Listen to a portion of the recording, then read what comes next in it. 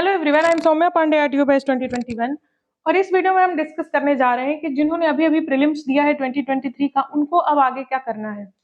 वो बच्चे जिनका 82 प्लस क्वेश्चंस जा रहे हैं जनरल कैटेगरी में, और कैटेगरी वाइज जैसा जैसा मैंने कट ऑफ बताया है उसके आसपास अगर क्वेश्चंस आपके जा रहे हैं, क्योंकि 82 मैंने इसलिए बताया कि कई बार ऐसा होता है जब रिवाइज्ड आंसर की आएगी और 2-3 क्वेश्चन को रिवाइज किया जाएगा तो कई बार जो 82 वाले होते हैं वो पास हो जाते हैं और 86 87 वाले नहीं पास होते हैं। तो इसीलिए मेरे बहुत सारे दोस्त जिनके क्वेश्चंस कम पहले आए हैं लेकिन वो पास हो गए हैं, इसीलिए आपको टाइम बर्बाद नहीं करना। वैसे भी अगर आपको तैयारी करनी है तो भले ही आपका सिलेक्शन इस बार प्रीलिम्स में हो या ना हो, लेकिन आपको आगे तो एग्जाम देना ही है, इसलिए आपको तैयारी अभी से शुरू कर देनी चाहिए। तो अभी ऐसे लोगों को जिनका 82 प्लस क्वेश्चन आ रहे हैं उनको अभी क्या करना है। उनको टाइम बिल्कुल बर्बाद नहीं करना है, क्योंकि 4 महीने का टाइम है और 4 महीने में आपको पूरा 5 और 6 जीएस का पेपर पूरा का पूरा न्यू पढ़ना है। बाकी जीएस रिवाइज करने हैं, जिन्होंने पढ़ा नहीं है उनको पूरा पढ़ना है, टेस्ट सीरीज देने हैं, राइटिंग प्रैक्टिस करनी है, हिंदी ऐसे साथ में पढ़ना है। तो आपके पास बिल्कुल भी टाइम नहीं है, चाहे वो पहला अटेम्प्ट मेंस दे रहा हो कोई बंदा, चाहे वो बंदा या बंदी, या चाहे वो सेकंड थर्ड अटेम्प्ट दे रहा हो। देखिए, अगर सेकंड और थर्ड अटेम्प्ट भी आप लोग दे रहे हैं तो आपको उतने ही मेहनत करने की जरूरत है जितना कि पहले अटेम्प्ट में करना होता है। अगर आप ऐसा नहीं करेंगे तो आपके सक्सेस की कोई गारंटी नहीं है। तो अभी आपको क्या करना है। अभी आपको आप मार्केट में जाइए और मार्केट ये शिल्पी की अनसॉल्व है, जिसमें ये देखिए जीएस 1 2 3 4 पेपर विथ ऐसे पेपर्स के साथ इसमें सारे अनसॉल्व पेपर्स हैं।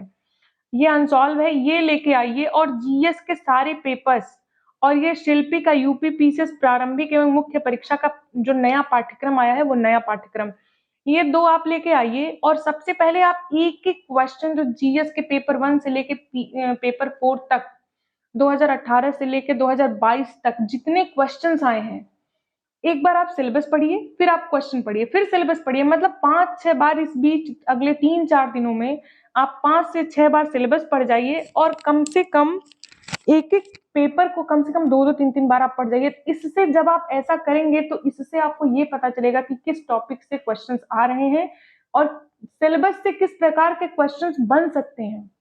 क्योंकि अगर आप ऐसा कर लेंगे तो आप आगे समझ पाएंगे कि पीसीएस में आगे किस प्रकार का क्वेश्चन पूछेगा। तो जो भी आप पढ़ने के लिए सोर्स इस्तेमाल करेंगे, आपका दिमाग ऑटोमेटिकली उस तरह का ही बन जाएगा, और आप क्वेश्चंस को अपने नोटबुक में से क्वेश्चंस को आसानी से ढूंढ लेंगे और आंसर लिखने में बहुत अच्छे से सक्षम हो जाएंगे। तो मैं सबसे यही कहूंगी कि सबसे पहला स्टेप आपका होना चाहिए कि आप सिलेबस को और क्वेश्चन पेपर्स जो आ चुके हैं उनको बहुत अच्छे से अगले 3-4 दिनों में बहुत अच्छे से एनालाइज कीजिए। अभी आप 2-3-4 दिन पढ़ाई करने की कोशिश मत कीजिए कि आप कोई नोट्स उठाइए और उसको लेके बैठ जाइए। अभी आप सिर्फ 3-4 दिन पूरे पूरे दिन, जितने भी टाइम आप 4 घंटे 5 घंटे 6 घंटे 7 घंटे, वैसे पढ़ाई तो आपको लगभग 7 घंटे करनी ही चाहिए। जितने भी टाइम आप पढ़ाई करना चाह रहे हैं उतने टाइम आप सबसे पहला काम ये कर लीजिए। जब आप ये दोनों ला के देखेंगे और ये कर लेंगे तो काफी कुछ आपको समझ आएगा, आपको काफी कुछ पता चलेगा कि कहाँ से पढ़ाई करनी चाहिए, क्या पढ़नी चाहिए, आगे कैसे क्वेश्चंस आ सकते हैं और उसका आंसर हमें कहाँ से ढूंढना है। तो सबसे पहला आपके पीसीएस की ना अंडरस्टैंडिंग बहुत अच्छी हो जाएगी।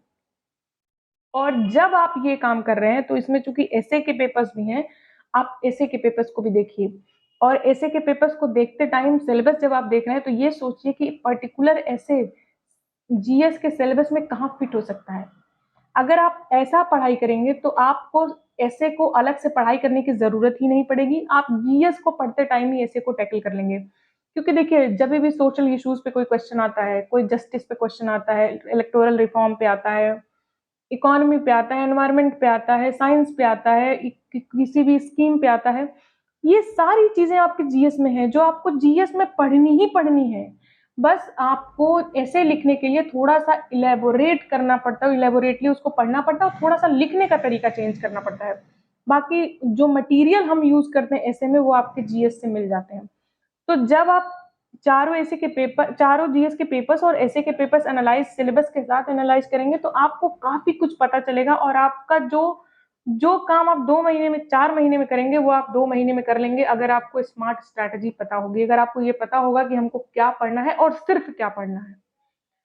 कई बार जिनका पहला दूसरा अटेम्प्ट होता है वो ज़्यादा अच्छे से समझ नहीं पाते और वो एनालिसिस का काम करते नहीं है, सबसे दिक्कत हो जाती है। पेपर एनालिसिस का काम वो करते नहीं है, जिससे कि उनको समझ में ही नहीं आ पाता, एंड ऑफ द एग्जाम तक अब उनको समझ में नहीं आ पाता हमको क्या पढ़ाई करनी है और कहाँ से पढ़नी है, और हम जो पढ़ रहे हैं वो सही पढ़ रहे हैं कि गलत पढ़ रहे हैं। ये सब एनालाइज करने का सबसे ज़रूरी सबसे फ़ायदा ये होता है, ज़्यादा फ़ायदा ये होता है कि आपको ये पता चल जाता है क्या पढ़ना है, कैसे पढ़ना है, जिससे आपका कॉन्फिडेंस बहुत बूस्ट होता है। और एग्ज़ाम में आपको फिर से मैं बता दूँ कि कॉन्फिडेंस का बहुत बड़ा रोल होता है। तो आपको सबसे पहला ये काम करना है। इसके बाद जो अगला काम है वो आप, बहुत लोग का क्वेश्चन था कि टेस्ट सीरीज़ेज़ कहाँ से जॉइन करना है? टेस्ट सीरीज़ेज़ हम कहाँ से जॉइन कर सकते हैं? तो टेस्ट सीरीज़ेज़ जो आपको जॉइन करनी है वो ध्येय या दृष्टि, अगर कोई इलाहाबाद में है या इलाहाबाद में नहीं भी है तो ध्येय और दृष्टि दोनों की टेस्ट सीरीज़ेज़ जो होती हैं वो ऑनलाइन भी होती हैं और ऑफलाइन भी होती हैं। तो ध्येय और दृष्टि के टेस्ट सीरीज़ेज़ आप जॉइन कर लीजिए। कोई एक टेस्ट सीरीज़ जॉइन कर लीजिए और दूसरी टेस्ट सीरीज़ आप ले लीजिए। जैसे आप एक काम कीजिए, आपके कुछ 4-5 दोस्त जो पढ़ाई में सिंसियर हैं, जो अच्छे से पढ़ाई करते हैं, जो मेंस के लिए काफ़ी डेडिकेटेड रहेंगे और जिनका मेंस निकल रहा है। अगर जिनका मेंस नहीं भी निकल रहा, अगर वो भी डेडिकेटेड है तो भी कोई दिक्कत नहीं है। बस स्टूडेंट्स ऐसे होने चाहिए जो पढ़ाई के लिए डेडिकेटेड हों। ऐसे 4-5 लोगों का ग्रुप बनाइए और चारों 5 में से कुछ लोग ध्येय में और कुछ लोग दृष्टि में।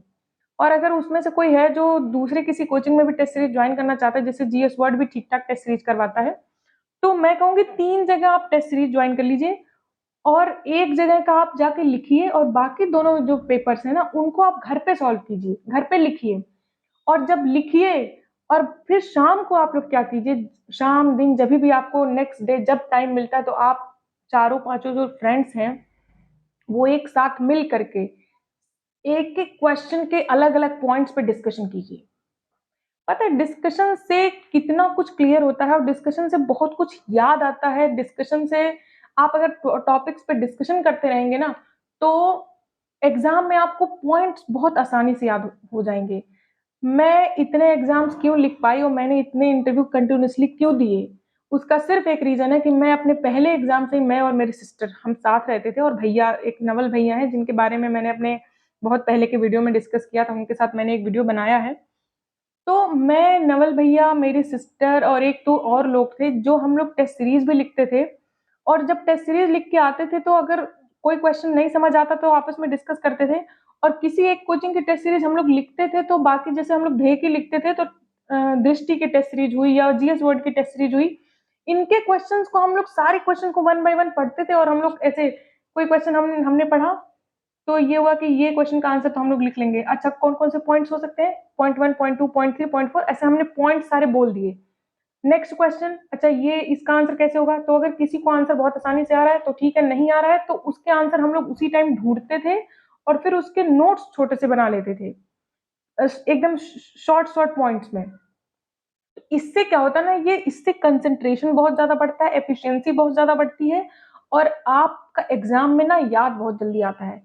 अगर आपके पास सिर्फ 4 महीने का टाइम है और आपको बहुत कुछ करना है, मतलब आप चाहते हैं कि हम बहुत बेस्ट एग्ज़ाम दें, तो टेस्ट सीरीज़ और ग्रुप डिस्कशन मेंस एग्ज़ाम के लिए, चाहे वो यूपीएससी मेंस हो, चाहे यूपी पीसीएस मेंस हो, बहुत ही अच्छा है। लेकिन वो जो 4-5 का आपका ग्रुप होना चाहिए ना, वो ऐसा होना चाहिए जो टाइम पास करने के लिए आपस में ना बैठें, जो सिर्फ़ और सिर्फ़ पढ़ाई करने के लिए बैठें और पढ़ाई के बाद थोड़ा-सा एंटरटेनमेंट आप लोग कर लीजिए, उसके बाद फिर पढ़ाई कीजिए।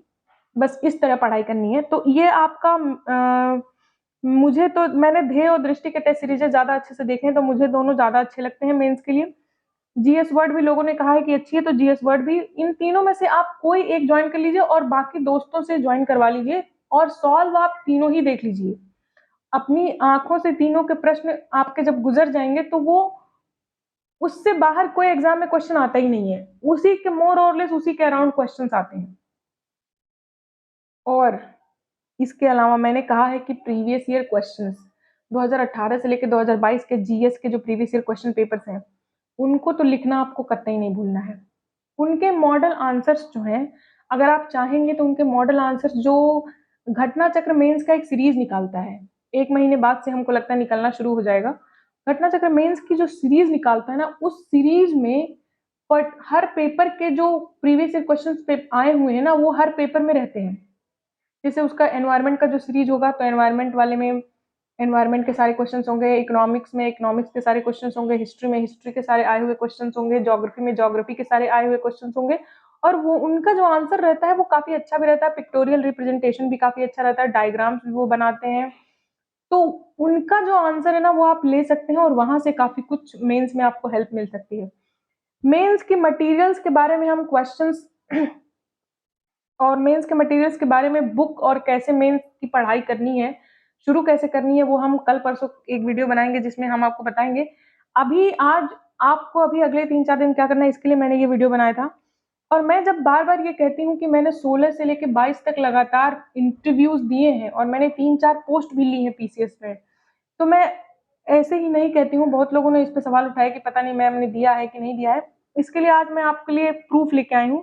मेरे जितनी मार्कशीट्स हैं, वो मैं सारे लेके आई हूँ जितनी मिल गई हैं, और जो मार्कशीट्स नहीं मिली हैं उनके मैं साक्षात्कार ज्ञाप जिसको इंटरव्यू लेटर कहते हैं, मैं वो लेके आई हूँ। तो मैं सोच रही हूँ कि आप लोगों को दिखा दूँ अपने सारी मार्कशीट्स। तो ये है मेरे 2016 की मार्कशीट, 122,718 ये मेरा रोल नंबर था। ये देखिए सौम्या पांडे यहाँ नाम लिखा हुआ है। और ये 2016 की मार्कशीट है, देखिए एग्जामिनेशन 2016, कंबाइंड स्टेट अपर सबऑर्डिनेट सर्विसेज 2016, जिसमें मेरे लगभग 17 नंबर से मेरा एनटी नहीं हुआ था। मेरे 1003 मार्क्स और 1017 पे एनटी अलॉट हुआ था और मुझे 17 नंबर से एनटी नहीं मिला था, क्योंकि मुझे पर्सनालिटी टेस्ट में मार्क्स बहुत कम मिले थे उस टाइम पे। देखिए 92 मार्क्स ही मिले हैं। ये 2016 का है। 17 का मार्कशीट मेरे पास मुझे मिला नहीं, कहीं मार्कशीट गायब हो गई है। तो 17 के लिए मैंने ये साक्षात्कार ज्ञाप, ये देखिए 2017 का है, सम्मिलित राज्य प्रवर अधीनस्थ सेवा परीक्षा 2017, ये उत्तर प्रदेश लोक सेवा आयोग का है। ये देखिए इसमें मेरा जो एग्जामिनेशन डेट था वो 20/9/2019 को एग्जामिनेशन डेट था, और सॉरी इंटरव्यू डेट था। तो ये मेरा साक्षात्कार ज्ञाप है 2017 का। इसका मतलब कि 2017 में मैंने इंटरव्यू दिया था। ये अ, मेरी मार्कशीट 2017 वाली मिल नहीं रही है। 2017 में मेरा एनटी 2017 में मुझे एनटी नहीं मिला था, 4 नंबर से। 2016 में मुझे 17 मार्क्स से नहीं मिला था, 2017 में मुझे 4 नंबर से एनटी नहीं मिला था। और 2017 में जो गर्ल्स की कट ऑफ थी वो बॉयज के कट ऑफ से 4 नंबर ऊपर चली गई थी, फाइनल कट ऑफ जो थी।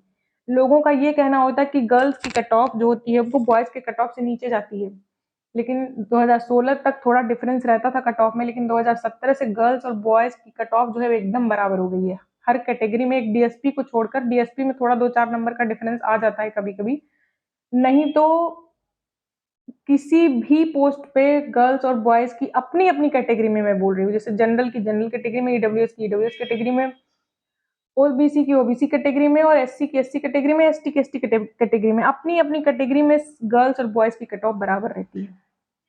तो ये 2017 का मेरा हो गया।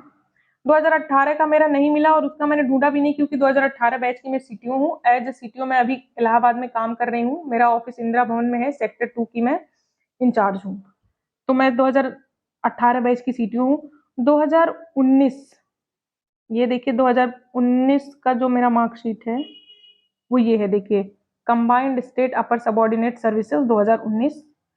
ये उस टाइम पे मुझे 853 नंबर मिले थे, और मेरे ये मार्क्स जो है वो एनटी की कट ऑफ, समाज कल्याण अधिकारी की कट ऑफ, और नीचे की जितनी भी आप 5-6 पोस्ट होती है उन सब की कट ऑफ से, इवन हमारा जो कट ऑफ है ये बीएससी के कट ऑफ से भी ज्यादा था। बीएससी की 828 कट ऑफ गई थी और मेरा 853 नंबर आया था, लेकिन मेरे पास पीजी का सर्टिफिकेट नहीं था, इसलिए मुझे बीएससी मिला नहीं था। तो ये थी 2019 की मार्कशीट। ये है 2020 की मार्कशीट, जो जिसमें मुझे इंटरव्यू में 55 मार्क्स मिले हैं और 2019 में मुझे इंटरव्यू में 62 मार्क्स मिले हैं।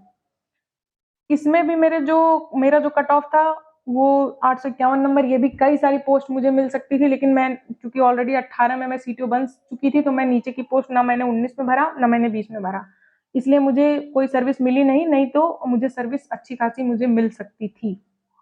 तो ये मेरी 2021 की मार्कशीट, 2020 की मार्कशीट हो गई। अब 2021 की मार्कशीट, ये 36, 38, 29, ये 2021 की मार्कशीट है, जिसे मुझे इंटरव्यू में 72 मार्क्स मिले हैं, और मेरे टोटल 897 नंबर है। सिर्फ एक नंबर से मेरा एसटीएम नहीं हुआ था, और चूंकि मैं ईडब्ल्यूएस कैटेगरी में आती नहीं थी, तो मुझे एसडीएम नहीं मिला, नहीं तो 897 नंबर पे बहुत लोग को एसडीएम मिला भी है।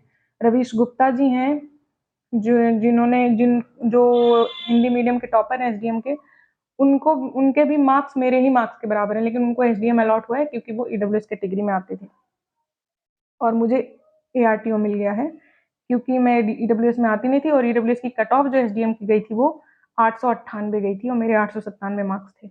जो जनरल की कट ऑफ गई थी वो 898 गई थी और ईडब्ल्यूएस की 880 गई थी कट ऑफ। और ये है मेरी और 2000 और मेरी लास्ट मार्कशीट जो अ, अभी कल परसों आई है 2000 ये 872 ये 2022 की जो मैंने इस बार इंटरव्यू दिया था 2022 का। सौम्या पांडे देखिए 29 17 150 ये मेरा रोल नंबर इस बार का था 2022 का, जिसमें मुझे इंटरव्यू में तो काफी अच्छे मार्क्स मिले हैं, लेकिन मुझे पेपर 1 में बहुत खराब मार्क्स मिल गए 59। बाकी सब में मेरे मार्क्स काफी अच्छे हैं। पेपर 2 में 107, पेपर 3 में 102, पेपर 4 में 100, एंथ्रोपोलॉजी में भी अच्छे मार्क्स हैं। बस पेपर 1 में मुझे लगता है कि मुझे ना जानबूझ के पीछे किया गया है। 59 मार्क्स तो मुझे पेपर 1 में कभी नहीं मिले। देखिए पेपर 1 में इसमें मुझे मिले हैं, इसमें पेपर 1 में मुझे कितना चाहिए, 2016 की थी तो पेपर 1 था ही नहीं उस टाइम पे। इसमें पेपर 1 में मुझे 97 मिला है और इसमें ये 2019 में देखिए पेपर 1 में मुझे 103 मार्क्स मिले हैं जीएस 1। 2020 में मुझे देखिए पेपर 1 में 105 मार्क्स मिले हैं 2020 में पेपर 1 में। उसके बाद मतलब मुझे हर साल ना पेपर 1 में 100 से ऊपर ही मार्क्स मिले हैं। पता नहीं क्यों मुझे समझ नहीं आ रहा है कि इस बार पेपर 1 में मुझे 59 मार्क्स कैसे दे दिया गया, जिसकी वजह से मैं काफी पीछे हो गई। नहीं तो इस बार मैं ठीक ठाक कर लेती। और वैसे भी बाकी जितने मेरे मार्क्स हैं वो डीएसपी की कट ऑफ से ऊपर है। अगर मैंने डाला होता तो मुझे डीएसपी मिल जाता, लेकिन मैंने डाला नहीं इसलिए मुझे मिला नहीं। तो मैंने सोचा कि आप लोगों को एक बार बता दूं कि सच में मैंने इतने एग्जाम्स क्वालिफाई किए हैं और ये मेरी मार्कशीट्स हैं।